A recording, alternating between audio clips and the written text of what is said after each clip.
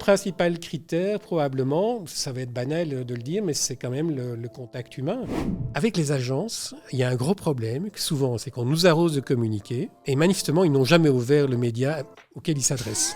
Pierre-François Lovens, le journaliste éco dont tu rêves qu'il écrive sur toi quand tu sors ta levée de fonds, tu sors ton nouveau produit. Aujourd'hui, c'est nous qui lui posons les questions, il est dans le salon. Pourquoi on a voulu le faire venir? On a voulu le faire venir pour qu'il nous raconte un peu qui il est, pour comprendre comment il réfléchit, soutient les startups, mais surtout comment on écrit un bon communiqué de presse, comment on écrit un mauvais communiqué de presse, comment on contacte un journaliste, comment on arrive en homepage de la Libre, comment on arrive en dernière page du journal. C'est tout ça qu'on va parler, un peu tous les tips, tous les tricks pour réussir sa sortie presse et avoir une chouette relation avec le journaliste et que ta startup puisse être connue le plus loin possible grâce aux journalistes éco. Donc aujourd'hui, on parle des coulisses des journalistes éco avec François Lovens, le plus prestigieux journaliste éco de Belgique. Bonne émission.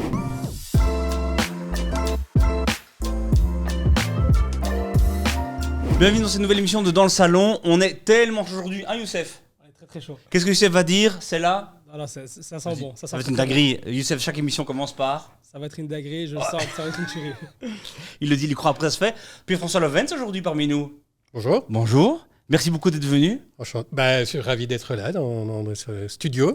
Est-ce que tu fais souvent cet exercice-là, d'être l'intervieweur qui est interviewé? Non, rarement. Surtout que je viens de la presse écrite, donc on est plutôt dans l'ombre, derrière son clavier, et rarement devant les caméras et les micros. Alors Pierre-François, si tu ne le connais pas, mais tu le connais évidemment, bien plus connu que Startupvie, était là bien avant Startupvie. Pierre-François Lovens, c'est qui? Journaliste économique de la Libre, qui a un jour pris ce chemin de traverse de dire je vais parler des startups et de développer l'écosystème, et qui parle des startups toutes les semaines.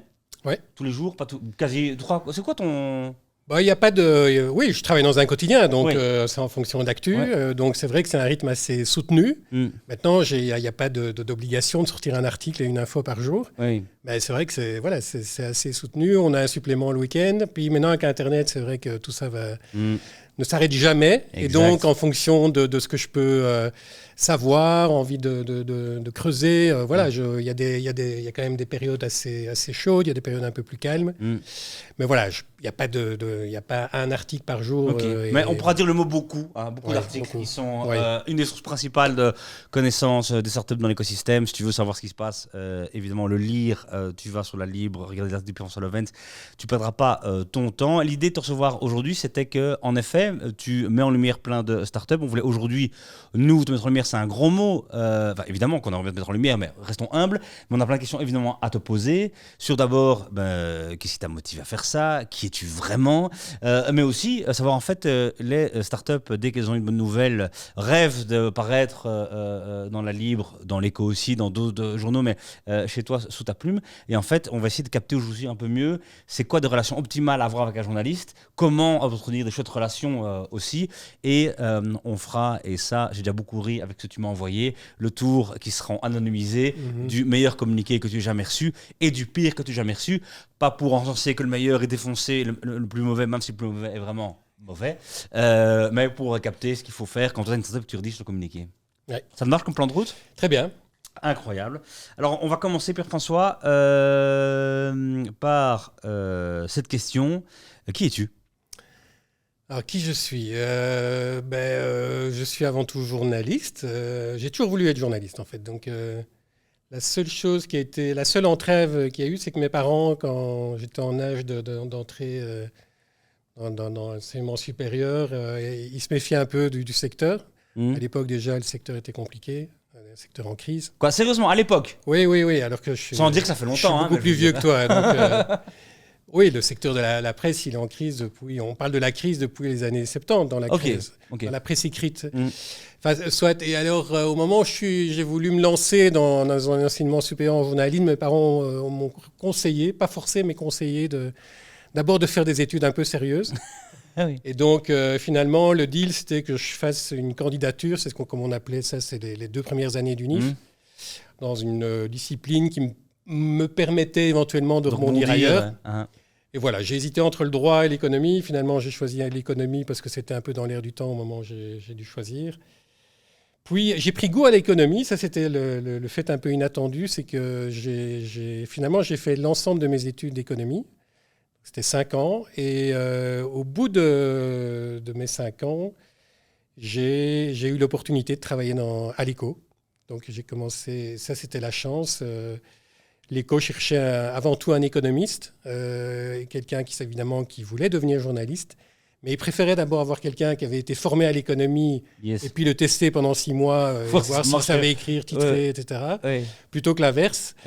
Et voilà, ça a marché. Et surtout qu'à l'époque, ça a été ma chance aussi, c'est que l'Écho était encore un des rares journaux à engager sous contrat à durée indéterminée. Donc j'ai tout de suite été salarié, j'ai tout de suite été dans une position assez confortable. Ce qui n'est malheureusement pas le cas de nombreux journalistes. Aujourd'hui, mais même à l'époque. Où, beaucoup de journalistes commençaient comme freelance et puis devaient faire leurs preuves pendant 3-4 ans et ils pouvaient espérer alors une place. Et puis voilà, j'ai travaillé pendant 6 ans à l'Écho. J'ai fait un peu différentes thématiques, la finance, de la macroéconomie, la conjoncture, etc. Et puis après 6 ans, la Libre m'a proposé de les rejoindre. Pas du tout à l'époque, parce que c'était pas question de start-up. Donc la start-up n'existait pas à l'époque. Donc je suis arrivé à la Libre en 98. Et là, c'était pour faire plutôt de la politique économique. Et donc, je passe toutes les étapes. Et en fait, j'ai vraiment commencé à... Oui, j'ai été chef de service, pour petit badge. J'ai été rédacteur en chef adjoint. Ok. Mais ces fonctions de gestion, de management, finalement, ce n'était pas mon truc. Et donc, à un moment, j'ai demandé de revenir à l'écriture. Ce que j'ai fait en 2000, il y a 7 ans, 2015 ou 2014. Et en fait, c'est à ce moment-là, quand je suis revenu, la start-up, on commençait à en parler en Belgique francophone. En tout cas, on en parlait déjà depuis un bon moment en Flandre ou dans un pays anglo-saxon ou en France. Mais c'est vrai, il faut essayer de se remettre dans le contexte de l'époque, 2014-2015. Le Beta Group, je crois que c'est 2012. Donc voilà, il y avait un microcosme, mais ce n'était pas encore mainstream dans la presse quotidienne comme la Libre ou même l'Écho était encore très focalisé sur des grandes entreprises, les corporates, comme on les appelle. Et donc à ce moment-là, j'ai senti qu'il y avait ce sujet qui montait et j'ai proposé en disant, il serait peut-être intéressant de s'intéresser à cette nouvelle génération d'entrepreneurs avec la tech qui montait en puissance. Les moyens financiers qui débordaient pas, mais qui commençaient aussi à nourrir le système. Et donc, on m'a dit, OK, fais-nous découvrir cet écosystème. Et voilà, donc ça a été... Ton premier article, c'était sur qui ? Je ne m'en souviens plus. Franchement, je n'ai pas été revoir mes archives. Mais bonne question, c'est une vacherie, je saurais plus te dire. Mais envoie-la nous après, on le mettra. Si tu l'as encore, on le mettra alors à ce moment-là. Je sais pas si je vais on l'intègre à ce moment. Par contre, il y a un truc qui m'a vraiment aidé, tu t'en souviendras sans doute, c'est qu'il y avait deux personnes qui comptaient quand même dans l'écosystème à l'époque. C'était Ben Picard, et qui compte toujours d'ailleurs, et Roald Sieberhardt. Yes. Et en fait, je ne sais plus dans quelles circonstances, on a été amenés à se rencontrer. Eux lançaient LeanSquare, qui est ce fonds d'investissement basé à Liège, qui est l'homologue de Digital Attraction sur Charleroi, que tu as bien connu. Et en fait, il y a eu un intérêt commun. On s'est dit, tiens, nous, on a envie de faire connaître LeanSquare, qui avait été créé en 2014. Et moi, j'avais un intérêt aussi à apprendre le plus vite possible qui était dans l'écosystème, les acteurs, etc. Ouais. Et donc, ils nous ont proposé de faire le One Hour Challenge. Yes. Donc, et ce pitch d'1 heure, une formule un peu particulière, où des porteurs de projets venaient devant à la fois des membres de LeanSquare, mais aussi des partenaires. On a travaillé avec BNP Paribas, notamment à l'époque. Après, on a travaillé avec Orange. Et donc, c'était une sorte de jury dont je faisais partie en tant que journaliste. Et le but, c'était qu'on faisait passer 4 projets sur une journée. Chacun avait 1 heure. Il y avait différentes phases, différentes parties dans l'exercice. Et donc, on évaluait les projets. Et moi, j'en faisais une sorte de compte-rendu de portrait dans la Libre Écho. Et en fait, on a fait ça pendant 2 ans. C'était assez stimulant, mais aussi astreignant. Ça demandait pas mal d'énergie. Mais c'est vrai qu'en 2 ans, en fait, j'ai vu beaucoup de monde. Et pour moi, ça a été un apprentissage, parce que je partais de zéro, je connaissais personne. De trucs, quoi. Exactement, c'était un peu mon incubateur ou accélérateur. Et donc, après 2 ans, je crois 2 ou 3 ans, on a décidé de modifier la formule, puis on est passé à autre chose. Oui. Je n'ai plus... Puis l'InSquare s'est fait connaître et on n'avait plus forcément besoin de travailler ensemble, même si je garde des contacts avec eux. Mais c'est vrai que ça a permis vraiment de rencontrer beaucoup de startups. Il y en a qui n'existent plus aujourd'hui. Mais il y en a, et c'est ça qui m'intéresse aussi dans mon travail, on reproche souvent aux médias vraiment de faire des coups quand il y a une levée de fonds ou quand il y a une start-up qui se crée. Il n'y a pas de suivi vraiment. On fait pas, il n'y a pas un suivi à l'histoire. Et en fait, tout ce travail qu'on a fait en 2015, 2016, 2017, vraiment m'a permis de voir des start-up qui existent encore aujourd'hui et dont maintenant j'aime bien reparler. Et on a créé une nouvelle rubrique récemment dans la Libre Éco. Que sont-ils devenus ? Que sont-ils devenus ? Et ça, typiquement, je revois des startups qui étaient balbutiantes. À l'époque, on les avait vues au One Hour Challenge et qui aujourd'hui, soit ont pivoté, ou soit ont vraiment connu de forte croissance, voire certains des exits. Et donc, voilà. Donc, c'est comme ça que j'ai commencé vraiment à alimenter la machine. Okay.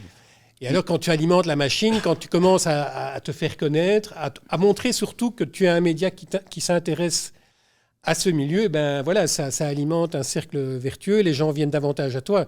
Au début, franchement... Quel bon marketeur, quand même. Ouais. Quel bon marketeur. Non, mais au début, c'est vrai qu'on a ramé. Oui. J'ai ramé, on a ramé pour... voilà, et à la limite, je crois que j'ai dû écrire sur des trucs qui n'en valaient pas la peine. Oui. Mais c'était une façon aussi de dire... On est là, quoi. Voilà, on est là. Ouais. Aujourd'hui, j'ai plus un problème de luxe. Bon, je voudrais T'as pas... trop, quoi. Ben, c'est-à-dire qu'aujourd'hui, je peux davantage choisir, et donc ce qui est plutôt agréable. Et parce qu'il y a beaucoup de choses qui viennent à nous, qu'on peut juger, évaluer, voir si c'est trop tôt ou si ça vaut pas la peine. Et voilà, donc c'est un peu comme ça que voilà, j'ai fait un peu mon trou. Et voilà, je pense c'est vrai qu'on a une belle reconnaissance dans l'écosystème. Beaucoup de gens me confient des infos, viennent à moi. Évidemment, je fais face aussi à une concurrence qui n'est pas gigantesque. Mais c'est vrai que l'Écho et le Trends, par exemple, qui sont 2 médias spécialisés dans l'économie et la finance, ben voilà, pour moi, ce sont mes concurrents. Par contre, je ne citerai pas d'autres médias, mais il y a des médias qui ont décidé de ne pas s'intéresser à ça. Oui, le soir, par exemple. Oui, tu citais pas. Assez curieusement, alors qu'ils étaient plutôt bien... Au moment où j'ai commencé, il y avait un journaliste qui faisait ça, Olivier Fabre, et qui faisait ça bien, qui avait vraiment pris une place intéressante, puis il est parti pour d'autres horizons. Et le soir n'a pas vraiment embrayé. Et vous êtes vraiment, dis-nous un peu, vous êtes vraiment concurrent ou en fait, une fois par mois, vous voyez, toi, Maxime, machin, petit cigare, petit whisky, en disant « Ah là là, les startups quand même ». On se voit très peu, en fait. Okay. On se voit très peu. D'abord, Maxime, il est arrivé après. Donc, j'ai été en contact avec... il y a eu Sarah Godard, notamment, qui a pas mal de temps fait cette rubrique-là. Donc, Maxime, je le croise de temps en temps. Idem pour Christophe Charlot au Trends. Vous dites bonjour. On se dit poliment bonjour. Il y a une amicale des journalistes qui dit bonjour, mais ça s'arrête là. Je crois qu'on se lit, on s'observe, on se scrute. Mais par contre, là où il y a une concurrence... Je vais t'expliquer comment ça se passe pour moi, mais c'est exactement la même chose pour eux. C'est que quand on est contacté ou qu'on obtient une information, on négocie. C'est-à-dire que si quelqu'un veut me confier une information et cherche peut-être à avoir une certaine visibilité, je mets mes conditions aussi. C'est-à-dire que, par exemple, soit pas dans l'Écho en même temps chez exactement. toi. C'est ce que. Mais ça va dans les deux. C'est ça vos leviers, quoi. Voilà, ça va dans les deux sens. C'est-à-dire qu'il y a des infos qui passent d'abord dans l'Écho. Oui, bien sûr. Et puis il y a des infos qui passent dans Trends.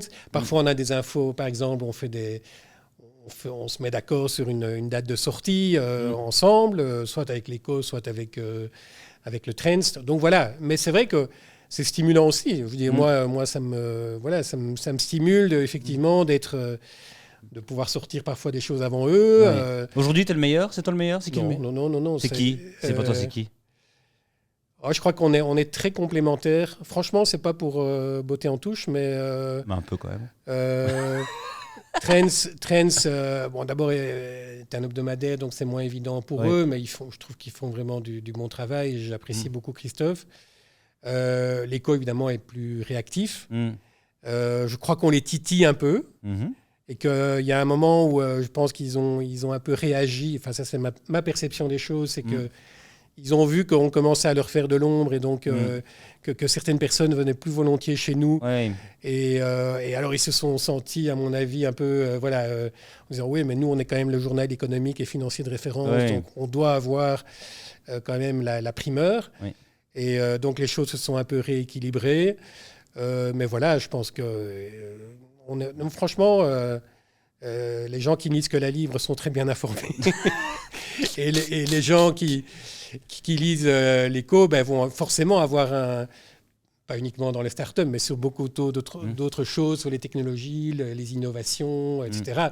Voilà, moi j'ai travaillé à l'éco, c'est une très bonne école. Allez, voilà, très fair play ici, hein. On ne se fâche pas, ok. Non. Top. On va... Je ne sais pas si j'ai répondu à la question qui je suis en fait, parce que tu voulais peut-être savoir plus. Comme ça, il y aura après, t'inquiète. Ah oui, c'est une d'accord. première partie comme ça, mais après, on a. Là, c'est le volet un peu public, quoi. Oui, exactement. Après, on a plein de questions beaucoup plus intimes à te poser, beaucoup plus. Mais c'est pour après. Avant qu'on aille sur la rubrique de Youssef, est-ce que tu peux nous dire aujourd'hui le service startup, c'est pas un service, mais qui écrit sur le startup la libre? Tu n'es plus tout seul, c'est ça? Non. Alors, c'est vrai qu'au début, j'étais seul. Donc, j'ai ramé quelques temps tout seul. Ouais. Et puis, c'est vrai que comme on avait des rendez-vous réguliers dans la Libre Éco le samedi, mais qu'il y avait aussi le quotidien, donc l'actu au quotidien, j'ai demandé à certains membres du service, des plus jeunes, qui s'intéressaient au sujet. Donc, il y a eu notamment Camille Delannoy, qui aujourd'hui d'ailleurs a été recruté par Trends, repéré justement pour son travail sur les startups. Donc voilà, je lui ai je pense que je lui ai un peu rendu service, je l'ai aidé. Elle était responsable web chez nous, mais elle faisait beaucoup d'éditions. Et puis je lui ai demandé si elle pouvait donner un coup de main sur les startups, ce qu'elle a fait. Et donc on alternait, ce qui me permettait de quand même de lever un peu le pied de temps en temps. Donc Camille, puis elle est partie il y a un peu moins d'un an, je pense. Et puis aujourd'hui, je travaille pas mal avec Fleur Olanier, qui est aussi une journaliste web éco chez nous. Et il y a aussi d'autres collègues par exemple, quand on fait des dossiers, on fait parfois des dossiers sur des thématiques start-up. Bon, on se met à plusieurs, là, mais c'est le principe d'un dossier ponctuel. Je sais pas, par exemple, récemment, on a fait un truc sur l'intelligence artificielle déclinée dans différents secteurs. Bon, là, c'est moi qui coordonne, donc je donne un peu le type de boîte qu'il faut appeler, les contacts, parce que je connais le réseau. Mais là, on se partage le travail, parce que sinon, c'est pas possible de le faire seul. Mais c'est vrai que, c'est plutôt... c'est moi qui suis à la manœuvre, mais de plus en plus, je demande quand même de pouvoir avoir un coup de main, parce que cette thématique a gagné de l'importance à la Libre. Donc au début, je vous expliquais que c'est vrai que c'était un peu... Il y a des gens qui disaient, les startups, on va en parler 2-3 ans, ça va être un phénomène passager. Il y avait des collègues même au service éco qui me regardaient un peu de haut en disant, est-ce que ça vaut vraiment la peine de mettre un journaliste rien que sur cette thématique-là. Puis progressivement, ils ont vu que, on en parlait de plus en plus, qu'il y avait une certaine fidélisation qui se faisait aussi, ça on peut constater sur le web et parmi nos lecteurs. On avait pas mal de retours.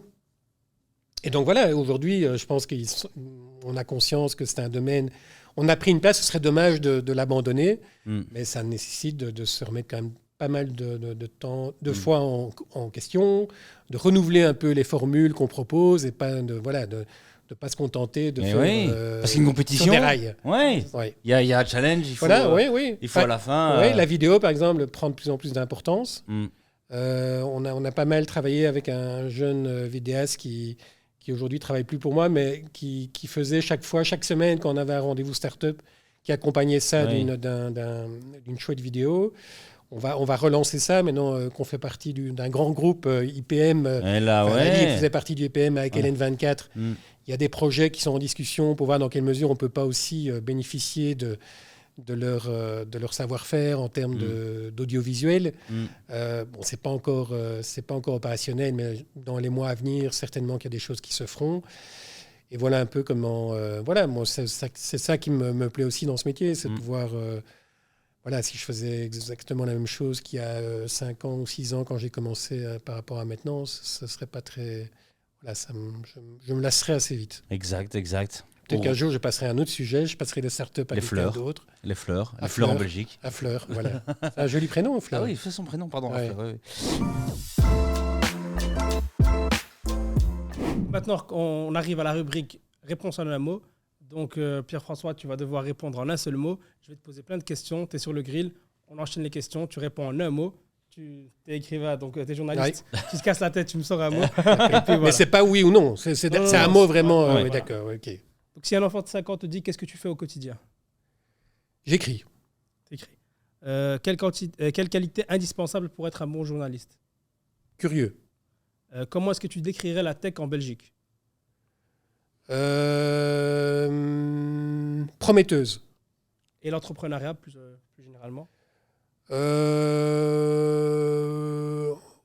Peut mieux faire. Alors, c'est deux mots, mais voilà. C'est perfectible, je veux dire. Hein? Pas mal. Pourquoi tu as choisi ce métier? Pour l'écriture. S'il y a une valeur qui te définirait?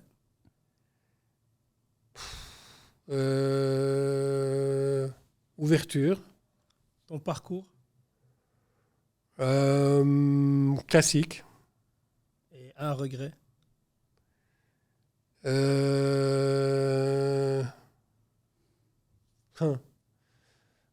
Un regret.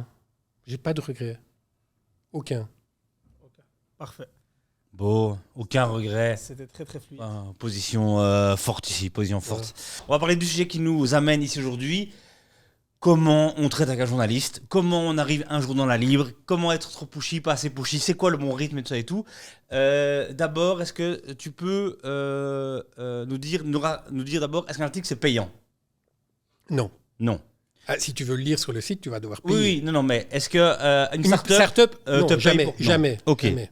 Donc, c'est quels critères tu vas mettre pour qu'un article apparaisse dans la libre? Excellente question. Ils ont évolué dans le temps.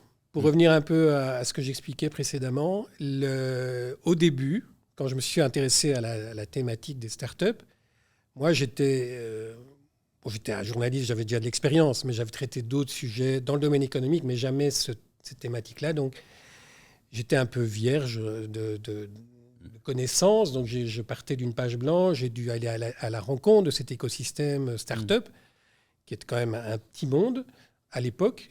Qui reste encore un petit monde, mais qui a quand même gagné en maturité.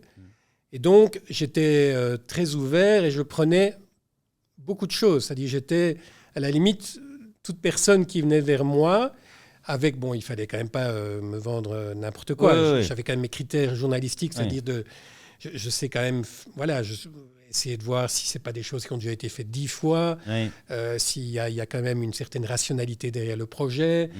Si l'idée et la manière de l'exécuter, bon voilà, j'avais quand même quelques notions. Mais c'est vrai que j'étais moins exigeant parce que j'avais besoin aussi de me nourrir de cet écosystème et commencer à avoir aussi des comparables. C'est-à-dire, aujourd'hui, je suis capable, effectivement, quand on me présente un projet, j'ai quand même un certain passé historique qui me permet de voir si c'est vraiment un projet qui est innovant, qui utilise des technologies qui ont un potentiel. Je sais voir aussi le profil des gens. Donc, les critères, voilà, aujourd'hui que j'ai, c'est l'innovation.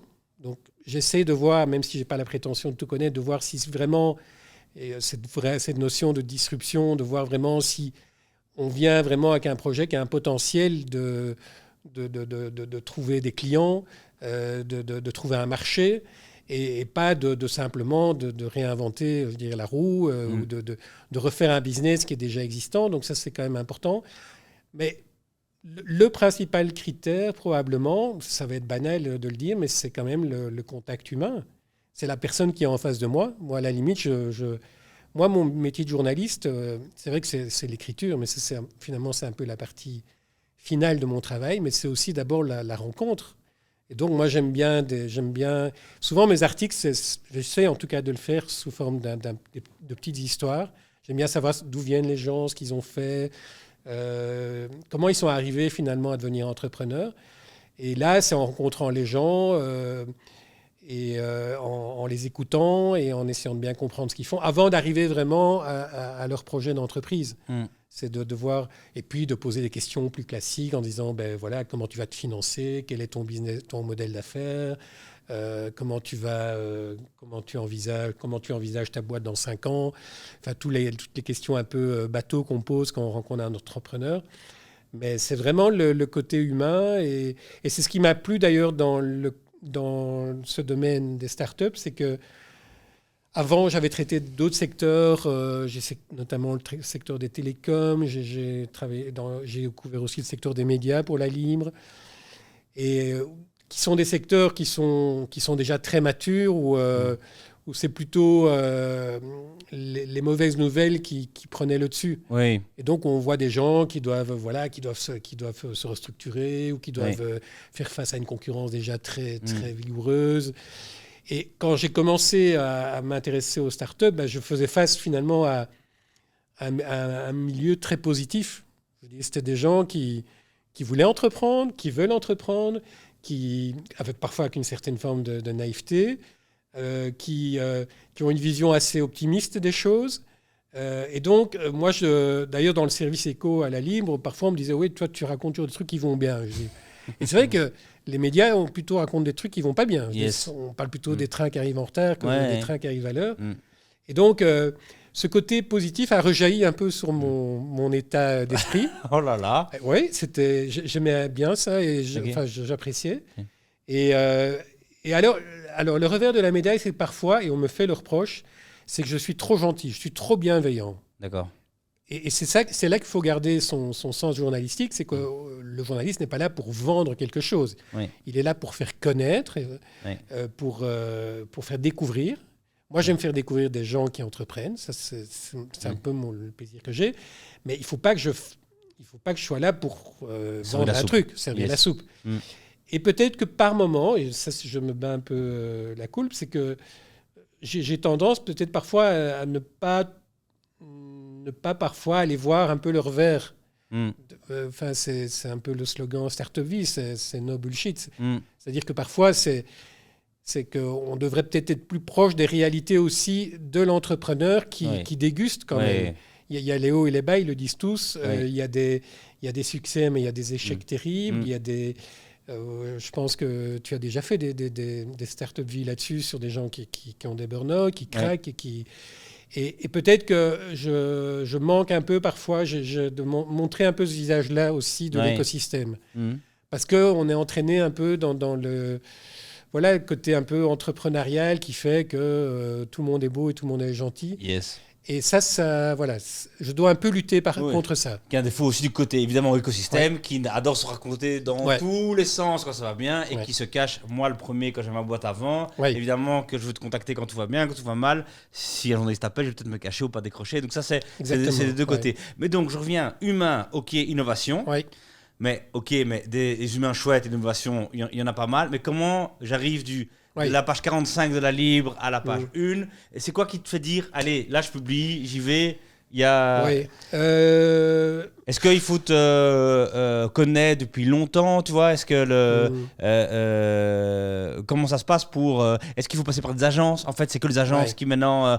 on a l'impression quand même, quand il y a des agences qui sont en action, en tout cas il y a des articles, je dis pas chez toi, mais en général dans les médias qui apparaissent plus vite. C'est quoi aujourd'hui Bon, pour avoir la une, c'est vrai que d'abord, moi, je dois me battre un peu en interne à la Libre. Alors, il y a rarement des gros sujets start-up en une de la Libre. Il y a parfois des accroches. Par contre, c'est vrai que je peux donner plus ou moins d'importance dans les pages éco de la Libre. Alors, la question... Une start-up, par définition, surtout quand elles sont vraiment... très early stage, pour parler start-up. Souvent, elles n'ont pas d'agence. Elles ont très peu de moyens. Le fondateur ou les fondateurs font tout eux-mêmes. Et c'est le moment que je préfère. Ok. On en reparlera peut-être après. Ça, c'est bon à savoir. Donc, quand c'est au démarrage, c'est là que tu... Et parce qu'il y a une sorte de virginité, je dirais. Il n'y a pas encore les agences de com qui sont dans le jeu. Les investisseurs ne sont pas encore là. Il n'y a pas de ce côté un peu déjà formaté. Et donc, il y a une forme d'authenticité que moi, j'apprécie beaucoup. Évidemment, souvent, alors, c'est des startups qu'on ne connaît pas, qui ne sont pas encore connues. Et pourquoi en mettre une plutôt qu'une autre en avant. Alors là, ce qui peut jouer, c'est plus mon réseau et les échos que je peux avoir, parce que souvent, soit les gens prennent contact avec moi, parce qu'ils trouvent mon mail, ou ils appellent la Libre et on aimerait bien vous parler. Et ça arrive chaque semaine que des gens prennent contact avec moi. Et là, je regarde un peu. Mais alors, là aussi où me parviennent aussi des sujets, des idées ou de nouveaux projets, c'est par l'écosystème lui-même qui me renseigne. Oui. Soit du côté investisseur, soit... Donc toi, en fait, tu es comme un fonds que je vais aller contacter. Si j'ai une intro d'un autre fonds que le fonds connaît, ça va aller mieux. Toi, ce que tu dis, c'est que, évidemment, tu peux recevoir de l'info, mais beaucoup de gens te contactent. Ce qui est mieux, c'est de passer par quelqu'un qui est déjà peut-être paru dans ta rubrique, à qui tu vas donner du crédit, et qui va... Et il se fait que, comme je disais tout à l'heure, l'écosystème n'est quand même pas gigantesque. Moi, je donne quand même la priorité aux Belges et aux Belges francophones. Mais ça ne veut pas dire que je n'écris pas sur des startups flamandes. Mais moi, après 6 ou 7 ans maintenant que je traite ce sujet-là, j'ai quelques personnes de référence dans mon carnet d'adresses, comme on dit. Je ne sais pas, moi, il y a une trentaine de personnes à la grosse louche. Qui sont, même moins, je dirais 20. Le cercle qui compte en Belgique. Le cercle de pouvoir qui compte en Belgique. Des gens avec qui j'ai quand même des contacts réguliers, mais informels, soit sur les réseaux sociaux, soit en direct, et qui, eux, me font remonter pas mal de dire, tiens, j'ai entendu parler de ça, ou bien des gens maintenant qui étaient entrepreneurs avant qui investissent. Bon, là, il faut toujours se méfier parce qu'ils ils vendent un peu leur marchandise, mais il y a des gens qui sont au bord pas de jeunes startups, mais... Ou bien, je sais pas moi, des gens comme The Angels qui me signalent que voilà, ils organisent des pitchs quand même très régulièrement pour à leurs membres. Et donc, voilà, il y a une série de choses qui me remontent comme ça. Et donc, une sorte de filtre qui se fait aussi progressivement par mon réseau et qui me permettent quand même d'identifier plus rapidement des boîtes qui valent la peine d'être vues ou entendues, d'organiser un Donc, call, c'est une startup, il faut trouver les 20. Ton jeu à partir de maintenant, c'est trouver les 20 conseillers. Mais j'ai des contre-exemples. Mais je ne sais pas si c'est le moment de parler du meilleur communiqué que oui, c'est très mal l'intro. On va le faire. Attends, on va le sortir alors. Donc, l'objectif ici, c'était évidemment aussi regarder des trucs activables, le meilleur communiqué que tu aies jamais reçu. Évidemment, il y a peut-être d'autres. Et un des pires que tu as en tête pour, mais évidemment, reproduire l'un et ne pas reproduire l'autre. Alors, mais en fait, je ne vais pas pouvoir bouger, moi, ici. Toi, tu l'as en tête, ce communiqué ? Oui. Enfin, en tête, je sais de quoi il s'agit. Oui. Alors, explique-nous. Julien va l'afficher dans l'image. Pourquoi ce communiqué Alors, quand tu m'as demandé le meilleur, j'aurais pu... c'est quand même sur 7 ans, j'aurais pu passer en revue dans mes archives, mais c'est pas... Et donc, en fait, j'ai remonté un peu le temps et en fait, j'ai trouvé rapidement un exemple de communiqué qui, pour moi, a fait mouche rapidement. Puisque tu me demandais, tu me disais, mais finalement, qu'est-ce qu'il faut faire pour... attirer ton attention. Ce communiqué, il m'est parvenu il y a le mois de janvier, donc c'était le mois dernier. Peut-être que ça, je ne devais pas dire pour le... C'est pas grave. Dans le temps. Pas grave, c'est pas aucun souci. Donc, ce communiqué, en fait... C'est pas un communiqué, c'est un mail d'abord. Et il m'était adressé par une certaine Pauline Lucchini, si je prononce bien son nom, que je ne connaissais pas. Et en fait, elle s'est adressée à moi en parlant de mon prénom. Donc, ça, je trouve dans l'écosystème, on s'adresse, c'est pas cher monsieur. Et en fait, elle s'est adressée à moi d'une façon à la fois très simple, mais montrant bien qu'elle me connaissait.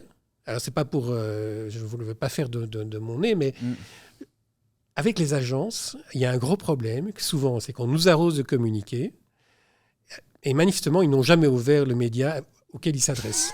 Mais c'est dramatique. C'est vrai ? Ah oui, c'est dramatique. Et donc, ils t'envoient... Moi, je reçois à longueur de journée des communiqués sur des sujets sur lesquels je n'ai jamais écrit pendant 30 ans. Par contre, et alors je reçois aussi des communiqués qui généralement tombent plutôt dans la bonne boîte, mais que tous mes collègues ont reçus. Donc, l'air de dire, on va en envoyer 15, et il y en a bien un qui va mordre à l'hameçon. Et ici, manifestement, elle avait quand même fait l'effort, non seulement d'ouvrir le journal, ou d'aller sur le site, de regarder quelle était la personne qui écrivait sur ces sujets-là en général. Je ne suis pas le seul, mais c'est vrai que principalement, c'est... Et donc, j'ai trouvé ça d'abord assez intelligent, je veux dire, de s'adresser à la bonne personne. Ce que tu as aimé aussi, c'est qu'elle te complimentait pas mal. Alors, c'est vrai.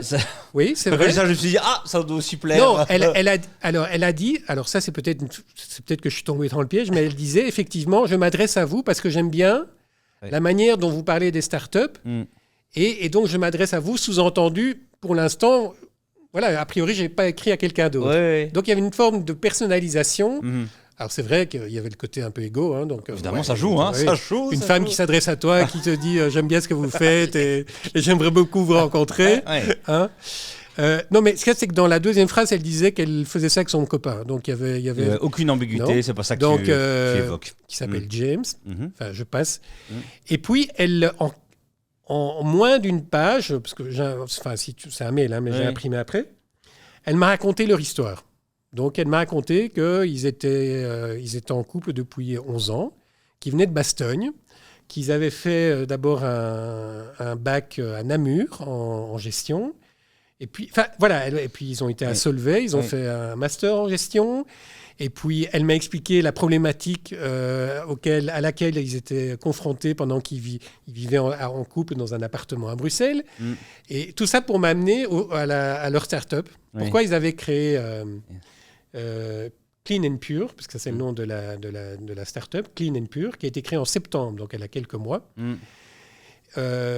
Et puis elle m'a dit, voilà, je suis à votre disposition. Si vous voulez en savoir plus, moi, ça m'intéresserait de parler avec vous de notre projet. Et donc finalement, la fille, elle ne s'est pas compliquée. D'abord, elle a fait un effort pour s'adresser, en tout cas, si elle voulait parler à la libre, à la bonne personne. Et puis, elle n'a pas cherché des formulations en disant, voilà, nous sommes au Start Lab de Solvay et donc nous avons comme professeur un tel. Il nous a dit que le potentiel... Non, elle a simplement expliqué comment elles étaient arrivées à à créer...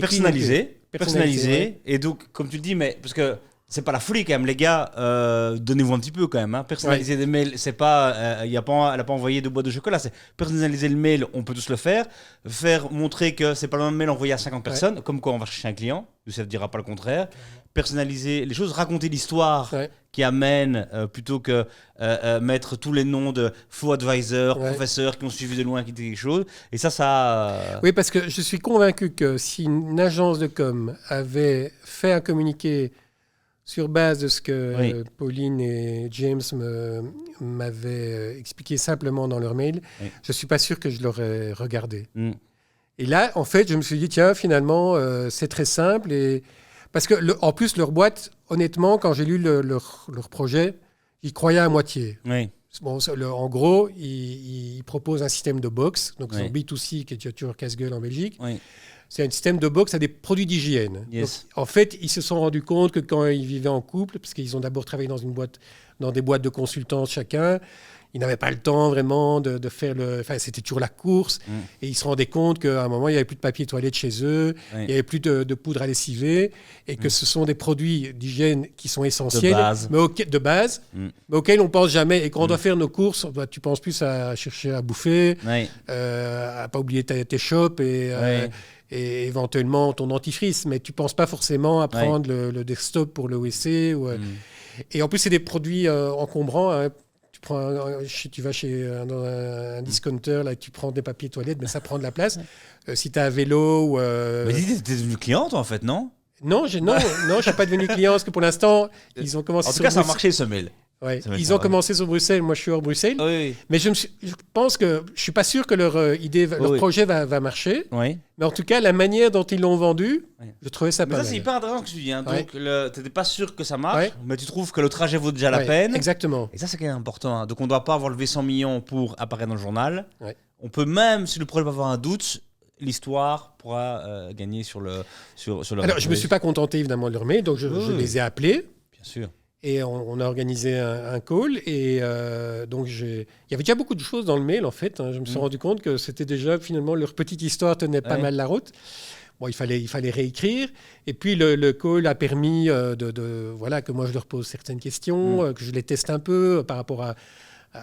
Ils ne parlaient pas, par exemple, des premiers clients qu'ils avaient. Est-ce qu'ils avaient testé ça auprès dans leur entourage, etc. Et donc, voilà, voilà, j'ai dû parler une demi-heure avec eux. Et finalement, voilà, j'ai fait un papier qui est... Je ne suis pas sûr que je l'aurais fait parce que, en plus, il est passé dans le quotidien. Celui-là, il n'est pas passé dans la rubrique Startup Jeune Pousse. Et donc, quand j'ai vendu ça à mon chef de service, c'est vrai qu'il s'est dit, oui, mais enfin, bon, ils n'ont encore rien prouvé. Oui. Et puis je dis, oui, ok, c'est vrai, mais je trouve que parfois, il faut aussi parler de projets qui ont encore tout à prouver. Mais j'aimais bien l'état d'esprit de cette... à la limite, ils étaient assez... D'ailleurs, je crois que c'est comme ça que j'ai commencé mon papier. C'est le prototype même de ces étudiants qui sortent d'école de gestion, qui sont happés par une boîte de consultance. Après un an, ils se font chier parce que ce n'est pas du tout ça qu'ils voulaient faire. Ils ont peut-être la voiture de société, le bon salaire. Et puis qu'ils se disent finalement, on a envie d'entreprendre. Et un an après cette expérience de consultant, ils se lancent. Ils n'ont plus la voiture de société, ils n'ont pas encore de revenus, mais... Et donc, j'ai trouvé que c'est assez emblématique aussi de la nouvelle génération, quoi, qui est pas la mienne. Oui. Parce que moi, honnêtement, quand je suis sorti d'économie, j'ai pas entendu beaucoup de gens qui voulaient créer des startups. Ouais. Par contre, tous les gens qui sortaient de ma promotion, entre guillemets, dans les années 90, c'est vrai que je suis vieux, ils voulaient travailler chez les Big Four, chez Crédit Communal à l'époque, chez les Big Four, à la BBL, qui n'existe plus. Et voilà. Et donc, voilà, je trouvais que ce jeune couple avait un côté assez finalement révélateur. Pas mal. Dans le pire, qu'est-ce qui ne va pas dans ce mail? Alors, le pire, c'est...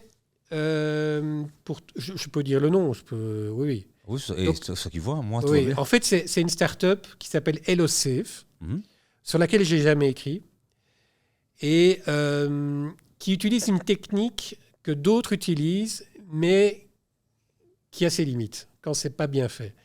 Et c'est le cas ici. HelloSafe, moi, je n'ai rien contre eux. Je crois que c'est une boîte qui est déjà présente dans différents pays. Je crois que c'est des courtiers en assurance. Enfin, ils font un comparatif d'assurance, etc. Donc, très bien, ce n'est pas un domaine que je connais bien.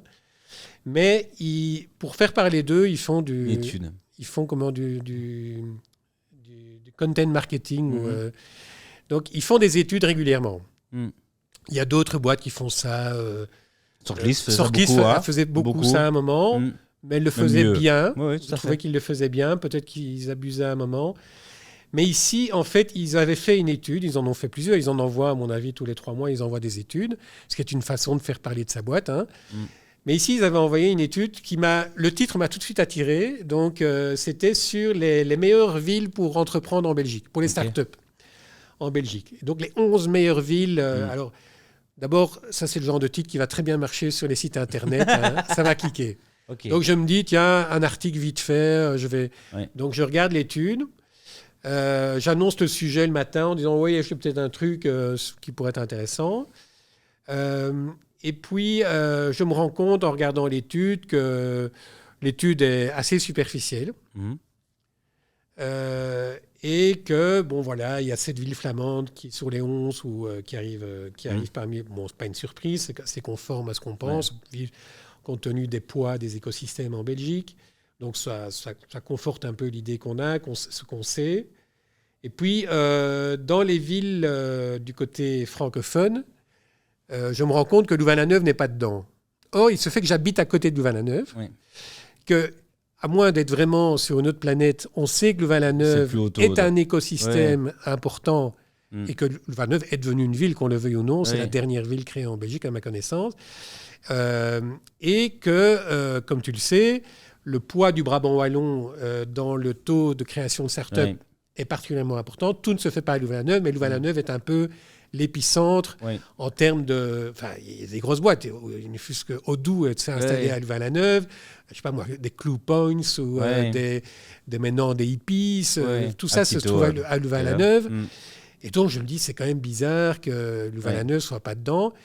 Bon, il se fait que l'article, j'avais commencé quand même à l'écrire, que le web attendait l'article. Les 11 villes pour que ça clique. Alors, je me dis, bon, je vais quand même envoyer un mail à l'attaché de presse de HelloSafe. Et pour lui dire, mais c'est quand même bizarre, pourquoi? Et puis, elle me répond à un truc, mais vraiment alambiqué, en disant oui, mais non, enfin, qui n'était pas du tout clair. Oui. Manifestement, elle n'avait pas accès Aux données, quoi. aux données. Oui. Donc, voilà, j'ai pas voulu insister, il fallait que Oui. ça aille vite. Puis je lui ai dit, ben bon, si jamais vous refaites une étude, n'oubliez quand même pas Louvain-la-Neuve, parce que Oui. ça décrédibilise un peu votre étude.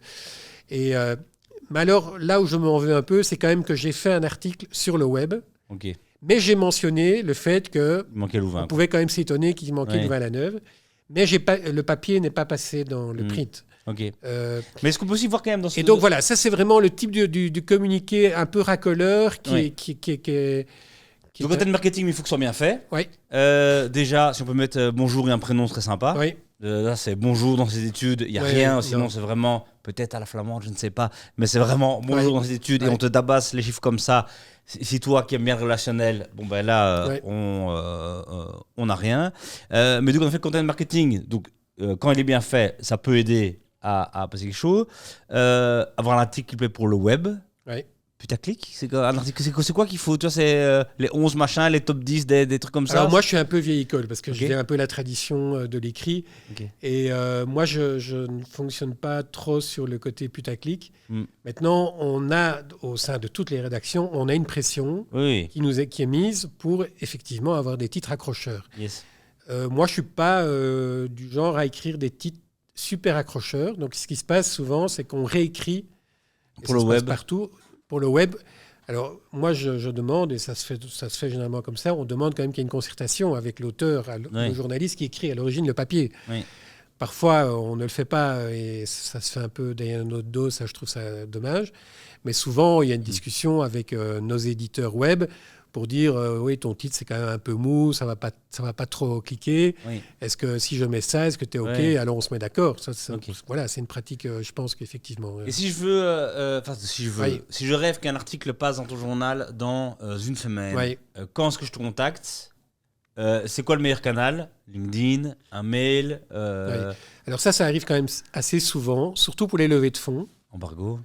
Avec des embargos, parce que, bon, ça c'est l'argument qui dit, et je peux comprendre, c'est que souvent, s'il y a plusieurs investisseurs, enfin, si c'est un tour de table, ils doivent se mettre d'accord entre eux pour être sûr qu'au moment où ils communiquent, ils sont tous d'accord sur le deal, qu'ils communiquent en même temps. Mais alors là, généralement, celui qui mène l'opération prend contact avec un ou plusieurs médias, en disant, voilà, on aimerait bien te donner l'information que telle boîte va lever X millions. On te demande de ne pas donner l'information avant le X de la semaine prochaine. Moi, ça, j'accepte tout à fait. Là, on négocie un peu pour savoir quels sont les autres médias. Sont-ils concurrents ou pas? Voilà, qui est éventuellement dans la danse. Idéalement, je demande l'exclusivité. Si ce n'est pas possible, on se met d'accord. Et puis, là, alors généralement, soit ce sont des boîtes de com qui sont derrière, soit ce sont des par exemple, en Wallonie, il y a quand même pas mal de dossiers qui passent par Wallonie Entreprendre, l'ex-Série W ou le fonds Wing. Mais tu as aussi Biangels du côté privé. Tu as d'autres fonds, Sambre Invest, tu as Digital Attraction. Donc ça, c'est des gens avec qui j'ai des contacts quand même réguliers. Et eux, bon, ils ont des services de com et donc ils rentrent en...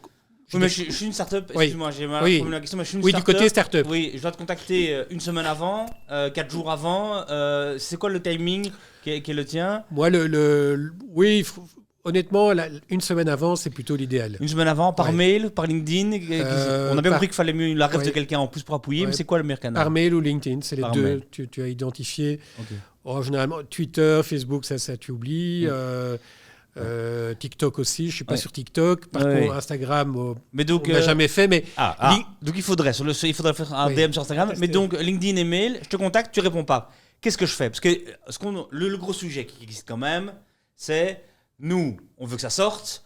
Toi, tu n'es pas sûr que ça va sortir. Et donc, on va devenir trop pushy, pas assez. On te relance pas. Oui, on me relance généralement. Ceci étant, si j'ai pas réagi... Ça te tend pas qu'on te relance, tu vois? C'est bien qu'on te relance, c'est pas bien? C'est bien. Okay. Oui, parce que voilà, c'est vrai qu'il y a beaucoup de mails, surtout si c'est par mail. Mais ce que j'allais dire, c'est que si j'ai pas réagi, alors ça peut être de la distraction. Mais généralement, je regarde quand même mes mails. J'enquille beaucoup, mais je regarde mes mails et je retiens ceux qui m'intéressent. Et mais donc tu ne réponds pas non, quoi, évidemment. Tu dis pas non. Non, mais parfois je mets un peu de côté. Et c'est vrai que parfois, je n'ai pas toujours le temps de répondre tout de suite en disant oui, ça m'intéresse, mais ce qu'il y a, c'est que voilà, une relance, ça peut être utile, mais il faut quand même avoir quelque chose à vendre. Oui. Si c'est juste pour dire... Alors, quand je parlais tout à l'heure de Clean and Pure, là, justement, il n'avait pas, entre guillemets, il n'avait pas grand-chose à vendre. Il ne levait pas des fonds, en dehors du fait qu'il se lançait. Mais si c'est juste pour me dire, voilà, on aimerait bien que vous reparliez de nous, parce qu'on a quand même on a quand même bien évolué, mais qu'il n'y a rien de vraiment tangible, je vais avoir tendance à ne pas mordre. Par contre, si on me dit, voilà, on est sur le point de faire une acquisition...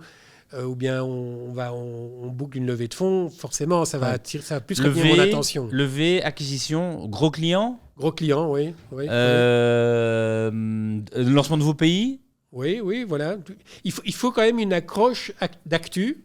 Oui. Il faut une accroche d'actu au-delà du nom de la start-up. Et ça peut être un nom qu'on connaît déjà beaucoup, enfin qui est déjà connu plutôt. Oui.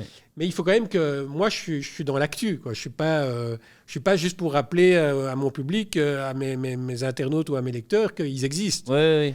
Alors, si on vient et qu'on essaie de me vendre des trucs, mais que je sens que c'est un peu du vent, alors là, je vais leur dire désolé, mais revenez plus tard avec quelque chose d'un peu plus consistant. Oui. Mais c'est pour ça qu'il ne faut pas non plus surcommuniquer. Il y a des startups qui commettent l'erreur de vouloir à tout prix qu'on parle d'eux, mais qui... Voilà. Par exemple, récemment, mais c'est un bon exemple, Merchery, que tu connais, donc cette plateforme de goodies durables et responsables, ils étaient venus vers moi il y a quelques mois en disant ce serait sympa qu'un jour on puisse parler de Merchery dans la libre, au-delà d'une mention. Je lui dis oui, ok. Puis ils viennent, ils viennent en me disant oui, on aimerait bien parler de ça. Et je me disais oui, c'est intéressant. C'est vrai qu'il y avait quelque chose qui me paraissait intéressant. Ils annonçaient qu'ils allaient probablement se lancer aux États-Unis. Et puis, je raccroche à peine, je fais une petite recherche dans moteur de recherche et je vois qu'ils avaient vendu l'info à un concurrent une semaine avant. Puis, je renvoie un message à au cofondateur en disant, c'est sympa, mais si c'est pour raconter la même histoire que mon concurrent, moi, ça ne m'intéresse pas. Donc, il m'a dit, oui, tu as raison, c'est exact, je veux dire, c'est pas correct. Et il m'a dit, je te promets que la prochaine fois, si on a quelque chose de significatif, on reviendra vers toi. Et c'est ce qu'ils ont fait, donc ils ont tenu parole. Et là, l'information, c'est qu'ils se lançaient vraiment aux États-Unis. Donc, ils avaient envoyé 2 collaboratrices à New York. Et en plus, ils bouclaient une levée de fonds, ce qu'ils n'avaient jamais fait jusqu'ici. Ces Merchery, en fait, ils ont bootstrappé depuis qu'ils sont lancés en 2020. Donc, pendant 2 ans, ils se sont autofinancés. Et là, tu les as repris. Et là, franchement, je les ai repris et je leur ai donné une belle visibilité. Parce que je trouvais ça avait un sens. Et c'était l'occasion de parler de Merchery, par ailleurs. Mais il y avait une accroche, levée de fonds et ouverture d'un marché quand même significatif. Maintenant, je sais que beaucoup de startups nous reprochent de dire « Oui, mais on ne parle de nous que si on lève des fonds. » Or, tu sais bien, Thierry, que la meilleure levée de fonds, c'est celle qu'on ne fait pas. Et bootstrapper, c'est vraiment... Et trouver des clients, c'est la meilleure façon sauf si vraiment tu as une ambition de licorne, tu vas devoir à un moment, à mon avis, lever des fonds. Et donc, c'est un peu frustrant pour les startups qui sont saines, qui trouvent des clients, qui se développent progressivement, qui n'ont pas des taux de croissance à 2 ou 3 chiffres. Donc, pour elles, c'est un peu frustrant de se dire « Ouais, mais généralement, vous ne faites que des levées de fonds. » Ce n'est pas vrai. C'est vrai que la levée de fonds est un peu... tu n'as qu'à regarder tous les médias, les médias français, anglo-saxons, belges, etc. La levée de fonds est un peu l'accroche facile.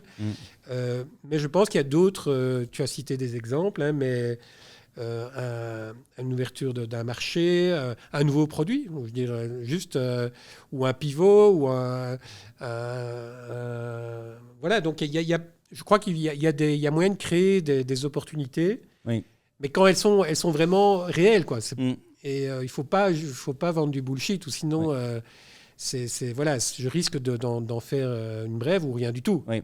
Et on est obligé de passer par une agence ou donc non, on Non. peut te contacter. Est-ce que quand tu es une agence, tu es plus favorable parce que tu les Non, connais parce je que... m'en méfie. Le généralement. contraire? Non, c'est plutôt le contraire. Ok. Parce que généralement, elles connaissent mal.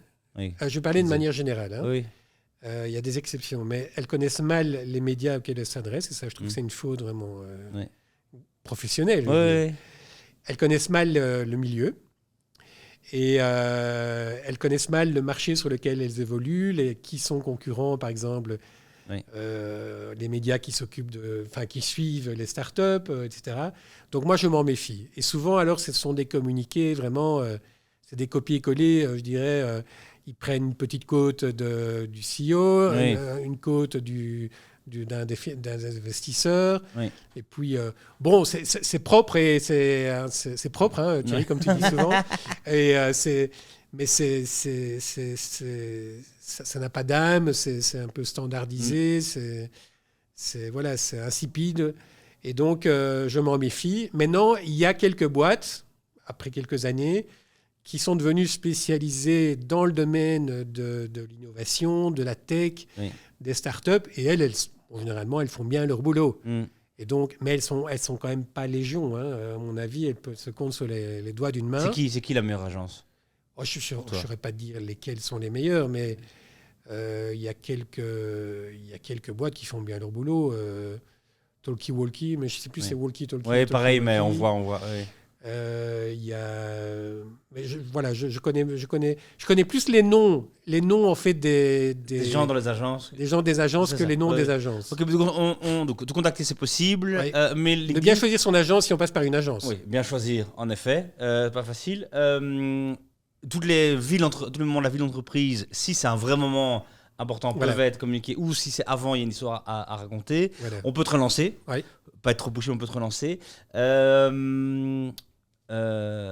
Mais LinkedIn, mais en fait, si on t'appelle à la libre, ça c'est encore le mieux, non? Parce que personne ne t'appelle jamais, non? Est-ce qu'on se démarque là en faisant ça ou pas? Ou c'est trop chiant parce que c'est trop intrusif? Moi, je trouve ça un peu intrusif. Ok, d'accord. Sauf si Thibaut Tu connais. Elzière, Évidemment, si la royauté voilà. appelle, le tapis rouge est... Benoît Depère, et qui, voilà, Ouais. ça. Oui, Voilà, ça Ouais. c'est. Mais je préfère ok. qu'on soit connecté sur LinkedIn, qu'on m'envoie un message privé sur LinkedIn plutôt que de me téléphoner, parce que Oui. voilà, généralement, je ne décroche pas toujours. Oui. Et surtout si je vois un numéro que je ne connais pas. Donc, Ouais, tu vas être méfiant. ouais. Et alors, le gros sujet aussi, c'est quand la startup, elle te rencontre, elle va évidemment raconter sa meilleure histoire. Toi, tu vas écrire, mais parfois on est fâché. Parfois une startup, elle est fâchée avec son journaliste. L'article est sorti. On sait qu'il y a parfois des titres qui se réécrivent. Comment ça se passe? Qu'est-ce qu'on doit faire quand on est déçu? Moi, ça m'est déjà arrivé. Ça nous est déjà même arrivé d'être...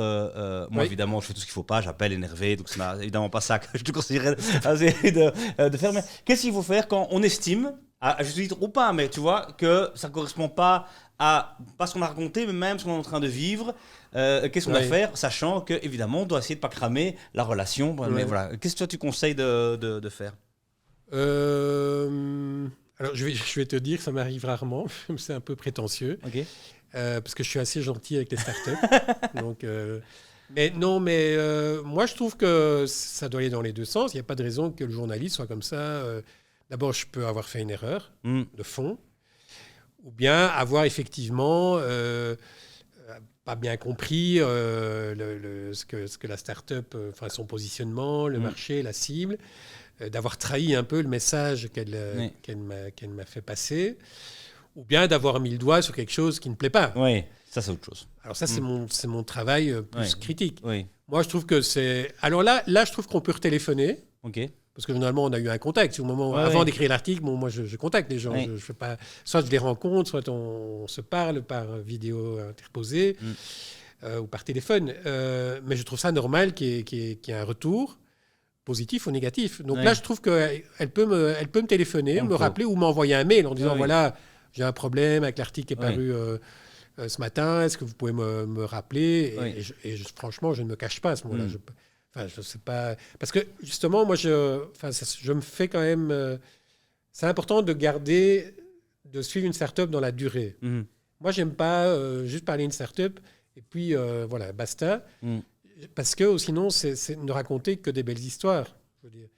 Alors, moi, j'aime bien rappeler une start-up après 3 ou 4 ans. J'aime autant que ça aille bien. Mais par exemple, tout le monde connaît la start-up des vélos. J'oublie le nom maintenant. Pierre de Chatzey. Billy Bag. Par exemple, Billy. Ben voilà, à un moment, il a fait faillite. Mais j'ai été revoir Pierre. Il a eu d'abord la gentillesse de me recevoir. Il aurait pu très bien dire C'est derrière moi. C'est pour mon image. Ouais. Voilà, j'ai pas envie de te rencontrer. Or, on a passé vraiment un chouette moment, un long moment où il m'a expliqué la manière dont voilà, à un moment, ça n'a plus marché. Et puis la manière dont il a fait la faillite et tout. Donc il y a une vraie histoire là. Et donc finalement l'histoire était positive parce que il était dans un état d'esprit plus à l'américaine, en disant finalement on apprend de nos échecs et puis on va rebondir et à la limite il faut avoir connu l'échec pour se relancer. Maintenant il est chez Poppy et donc voilà pourquoi je dis ça? Parce que... Tu suis les gens sur le long terme. Oui, je suis les gens sur les long terme. Donc, j'aime bien avoir une bonne relation avec... Personne n'intéresse à se fâcher, ni la startup, ni toi. Oui, quoi. mais si elle se fâche, et si elle a des bonnes raisons de le faire, qu'elle me le dise. Et ça n'empêche pas qu'on puisse continuer à se revoir. Alors, parfois, on sait effectivement... Je peux me friter avec quelqu'un, mais généralement, ça dure quelques jours, et puis le soufflet retombe. Bon à savoir. Donc, je peux être un peu soupe au lait, mais il n'y a pas de raison que, effectivement, la start-up n'ait pas son... Mais si c'est juste pour me dire, oui, mais vous n'avez pas bien mis le nom dans le titre, ou... Voilà, si c'est juste des erreurs, enfin, pas des erreurs, mais une appréciation juste sur la forme, ça, voilà, je dis, j'ai ma liberté sur la manière de d'écrire, de raconter. On l'aime ou on l'aime pas. Mais par contre, si c'est des erreurs de fond, oui, j'ai déjà fait des rectificatifs. Donc, il n'y a aucun souci là-dessus. Alors oui, ce que je voulais dire aussi, c'est par rapport à la start-up qui voudrait entrer en contact avec un journaliste. Parfois, il faut aussi peut-être le faire dans un premier temps sans attendre quelque chose. Aucun article, quoi. Voilà. Il ne faut pas aller en disant il faut absolument que je décroche une page dans La Libre ou dans un autre média parce que j'ai à tout prix besoin de visibilité. J'ai fait récemment l'exercice avec un start-upper qui m'a invité à prendre pour un lunch. Ça aurait pu être un café, souvent c'est le fameux café. Et à la fin, lui-même il m'a raconté son histoire que je trouvais passionnante. Et j'étais à la limite assez convaincu de faire quelque chose. Et lui-même m'a dit mais j'attends rien. Je dis j'attends rien. Je préfère te rappeler dans quelques semaines quand j'aurai vraiment un truc à te vendre. Et j'ai beaucoup aimé ce contact et ce positionnement en disant mais là on a fait connaissance quoi. On a fait connaissance. Je t'ai expliqué un peu ma façon de voir les choses, etc. Et je suis sûr que dans quelques mois, il reviendra avec peut-être du plus consistant. Mais j'aurai déjà eu le contact avec lui et puis là, ça partira tout de suite. Quoi. Donc, comme quoi, commencer par un lunch, c'est jamais une mauvaise idée. Hein. Jamais. Par contre, c'est pas du copinage au sens... il était invité à déjeuner. Alors, je suis rarement invité à déjeuner. Par rapport au journalisme, au sujet que je traitais avant, parce que j'ai fait un peu de politique économique, où là, c'était monnaie courante. Ici, dans le milieu des startups, généralement, elles n'ont pas un budget lunch. Et donc... Pour l'instant, mais les moyens augmentant. Même Thibault Elzier, je crois que j'ai rarement été manger avec lui. C'est toujours un café parce qu'il a 36 choses à faire. Et donc, c'est pas du tout ça. Mais c'est plus une relation c'est une relation de confiance. Mais une relation de confiance, elle commence par faire connaissance. Et donc, les startups ne doivent pas avoir peur, comme Pauline et James, de m'écrire simplement et de se dire, je pense qu'on a un beau projet, voilà notre histoire, Et on aimerait bien vous Oui. faire connaissance. Yes. Et voilà, bingo. Génial. Moi, franchement, là, si vous n'avez pas ce qu'il faut pour être homepage de livre, ou allez, page 15, numéro de la page éco, c'est quelle page? Ça varie, hein. Mais généralement, c'est dans la page 20. 20. Mais maintenant, tu sais, on est web first. Hein, donc, Pardon, évidemment. on est web first. Donc, et d'ailleurs, pour les startups qui n'ont pas d'abonnement à la livre. Les crevards. Sauf papa et maman qui sont très fiers d'avoir le gamin ou la gamine dans la 20e page de la Libre ou dans le supplément Librico. Oui. Non, plus sérieusement, c'est vrai que je pense que pour les startups, avoir une visibilité média reste important. Oui. Et donc, je crois que ça fait partie de mon rôle aussi. Peut-être que c'est une petite digression, mais moi, je le conçois comme ça. Je pense que quand on est entrepreneur, c'est déjà, il faut être couillu, je trouve. Oui. Moi, j'aurais jamais pu être entrepreneur. Je crois que j'ai pas cette mentalité-là. Je suis bien content d'être salarié. C'est un confort. Oui. Et en fait, je crois que si je me suis intéressé aux startups, c'est parce que je rencontre plein de gens que peut-être que j'aurais aimé être, mais que je serais incapable de. Et donc, je les respecte profondément. Oui. Évidemment, il ne faut pas raconter n'importe quoi. Mais je les respecte vraiment profondément parce que je trouve que ce sont des gens courageux, audacieux, qui sont prêts à sacrifier pas mal de choses. Alors parfois, il y a papa et maman derrière, je ne sais pas. Et ils ont, c'est pas un hasard s'il y a quand même la proportion de startups créées par des étudiants qui sortent de Solvay ou de la LSM est important. Oui. C'est quand même le mec blanc qui habite Bruxelles et qui vient d'un milieu aisé. Oui. Mais il y a beaucoup d'autres exemples aussi qui montrent qu'il y a d'autres histoires possibles. Et donc, moi, si je suis bienveillant, c'est dans ce sens-là. J'ai envie de leur donner une visibilité et de faire connaître des aventures entrepreneuriales dans le média pour lequel je travaille. Maintenant, s'ils se cassent la gueule, il faut aussi pouvoir le dire. S'ils font une connerie, il faut aussi pouvoir le dire. Malheureusement, il y a des startups, je ne citerai pas de nom ici, qui pensent qu'on est là pour communiquer et pour toujours donner le côté positif de leur aventure, qui sont dans un marketing permanent. Et ça ne va pas, parce qu'il y a un moment ou l'autre, ça va leur revenir en pleine figure. Je veux dire, le monde n'est pas rose en permanence, je dirais. Et il y a des gens qui n'acceptent pas bien ça, mais c'est qu'ils n'ont pas compris ce qu'était le métier d'information et le métier de journaliste. Et à ce moment-là, alors qu'ils travaillent avec des agences de com, qu'ils aillent sur les réseaux sociaux et qu'ils achètent des contenus sponsorisés. Mais c'est pas le job des journalistes. Yes. On va faire maintenant la dernière rubrique de l'interview. Comme on a pris par le temps et qu'on a dit plein de choses déjà hyper intéressantes, on va malheureusement enlever les super jeux portés par Youssef. Et c'est moche, ça arrive comme ça. Ce sera... C'est intéressant. Je reviendrai. Voilà, exactement. On fera un épisode 2. Mais donc, vu que tu as un peu cette spécificité d'être un acteur qui voit tout l'écosystème, tu vois, on va te demander ta startup préférée aujourd'hui sur le marché belge. C'est qui? Oh, ça, c'est vache, ça. Ça, c'est vache, ça. Alors, il y en a une que j'aime bien et dont j'attends beaucoup. Ok. Mais qui, à mon avis, va fortement décoller, c'est Hippies. Ok. Donc Hippies, c'est une deep tech, c'est une ancienne spin-off de Lucé Louvain, qui en fait a créé des microprocesseurs et des puces un peu révolutionnaires au sens où en fait elles peuvent, donc dans les microprocesseurs plus les puces qu'on met notamment dans les capteurs, il faut aussi mettre une batterie pour faire fonctionner ces capteurs et permettre aux microprocesseurs de fonctionner, les capteurs dans Internet des objets, etc. Et en fait, ils ont notamment créé un dispositif qui permet de récupérer l'énergie ambiante là où se trouve le capteur. Donc ça peut être de l'énergie solaire, ça peut être le vent, ça peut être même les vibrations. Et donc,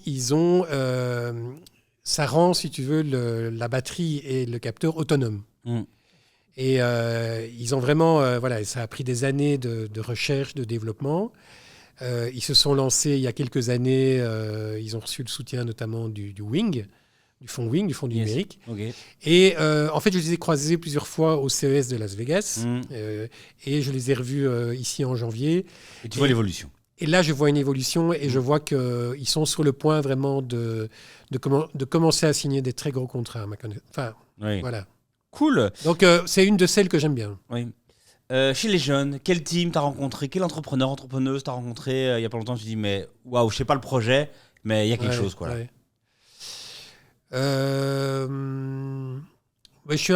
J'ai été un peu influencé, mais parce qu'on m'avait dit du fondateur avant que je ne le contacte, mais la startup Virtuosa, autre start-up que tu connais, c'est du logiciel dans le secteur de la construction, vous en avez sans doute déjà souvent parlé, mais il est déjà venu. Di Filippo, c'est Antonio, je pense. Et en fait, ce type m'a bluffé, quoi. On m'avait dit que c'était effectivement un gars un peu hors norme. Et son parcours, donc le gars, manifestement, l'école, ça ne lui plaisait pas. Donc très tôt, il a lâché, il a fait une entreprise de construction très traditionnelle dans la région de Charleroi, donc entreprise dans travaux généraux, etc. Et puis manifestement, c'est un gars qui a à la fois bien les pieds bien sur terre, mais une vision. Il a compris qu'à un moment, il fallait aussi faire entrer le logiciel et le numérique dans ce secteur-là qui était traditionnel. Il a eu l'intelligence de s'associer et de s'entourer de gens qui connaissaient. Lui, il ne connaissait rien au logiciel. Il était très bon en vente, en marketing. Et donc, il s'est mis vraiment dans une position le type qui avait la vision, mais qui s'est entouré des bonnes personnes assez rapidement. Il était chercher quelqu'un de easy aussi. Et la boîte est en train de cartonner, quoi. Et donc, voilà. Le profil, tu peux remettre le profil atypique de pas l'entrepreneur de Solvay. Même si on n'a rien contre l'entrepreneur de Solvay, mais c'est cool de voir parfois la diversité. Tu disais que l'entrepreneuriat en Belgique, il est perfectible. Oui. Pourquoi? Et qu'est-ce que tu ferais? Il est perfectif parce que peut-être pas tellement du côté des entrepreneurs eux-mêmes, même si on peut toujours essayer de redévelopper l'esprit d'entreprendre, surtout dans la partie francophone du pays. Mais je crois que il n'y a pas de raison qu'il y ait moins d'entrepreneurs en Belgique francophone qu'en Flandre. Et donc, mais il y a un climat général, peut-être. C'est plus l'état d'esprit général qui fait encore un peu défaut, je trouve. Pas tellement le nombre de structures. Là, on a tous les outils qu'il faut. On a tous les. Là, on est bon. Tous les fonds. Là, on en a trop. Oui. On commence un peu à rationaliser. C'est une bonne chose. De l'argent, je suis convaincu qu'il y en a. Même si du côté des investisseurs privés, j'ai l'impression qu'il manque encore un peu cette connaissance du milieu des startups, quoi. On reste quand même encore avec des investisseurs privés, il y a toujours des exceptions, mais qui sont encore très traditionnels, quoi, qui mettent un ticket à condition qu'ils aient leur rendement à la fin de l'année, quoi, qu'on touche les dividendes. Voilà, mais ça évolue.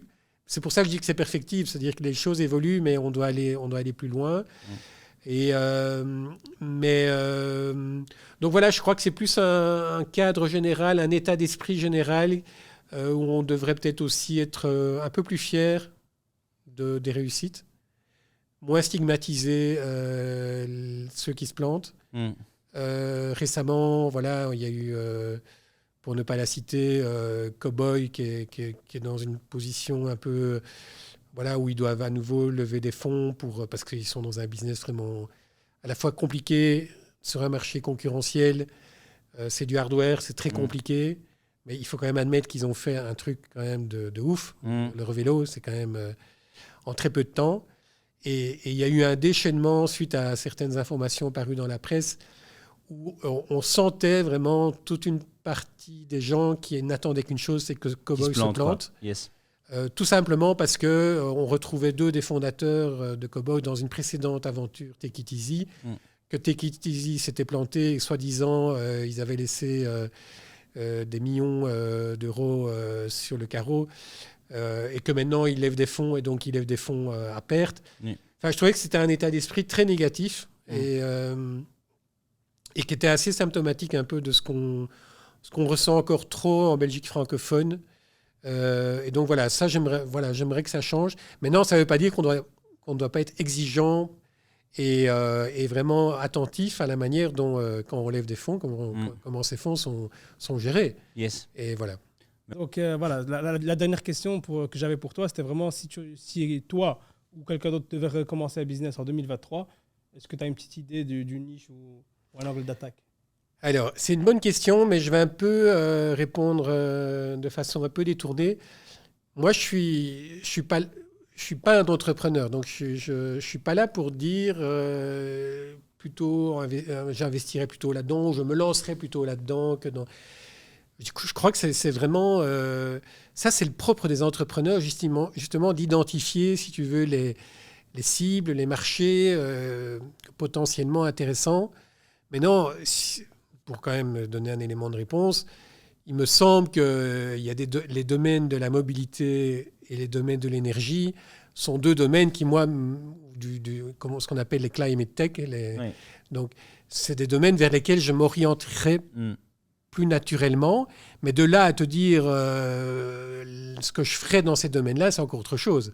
Là, il faudrait vraiment que je prenne le temps d'examiner le marché, d'en parler, de brainstormer, d'itérer, comme on dit, parce que je n'ai pas comme ça de solution. Mais c'est plutôt vers ces domaines-là, parce que je pense que ils sont d'intérêt très général, ils ont un vrai impact sur nos vies, et que moi, j'attends encore des réponses à ma manière de me déplacer, à ma manière de me chauffer, parce qu'on voit bien qu'il y a un souci. Et par rapport à l'environnement, mais par rapport à notre portefeuille aussi. Climate Tech, il faut se lancer là-dedans, quoi. Ça, c'est la réponse. C'est une bonne réponse, hein. C'est pas mal. Pierre-François, merci d'être venu dans cette émission. Avec grand plaisir, merci à vous. Cool, merci beaucoup. Si maintenant vous finissez dans l'espace de Pierre-François, c'est que vous n'avez rien écouté, rien compris, c'est possible. Qui est agence, qui n'est pas d'agence, que tu es 5 ans pré-IPO ou que tu débutes, tu peux arriver dans un journal et dans la Libre. Mais on a bien compris que dès qu'il y a une histoire humaine, dès qu'il y a une relation autre que des vieux chiffres balancés d'études, tu auras des chances en plus d'y arriver. Pour ça, merci en tout cas pour d'être venu ici. Merci pour ce que tu fais quand même pour l'écosystème. Tu es un des ambassadeurs depuis. Oui, mais merci à vous aussi pour la contribution à cet écosystème. Je crois que Startup Vie commence bien, je dirais, à se faire connaître et avec des contenus de qualité. C'est pas parce que je suis là. Oh là là, allez, ça fait plaisir. Mais voilà, donc cool. je crois qu'on construit, on est dans le même rôle. Hein, yes. Donc voilà, donc cool. ravi d'être là. Bon, on avance quoi, top. Parfait, merci, à plus. Ciao, ciao.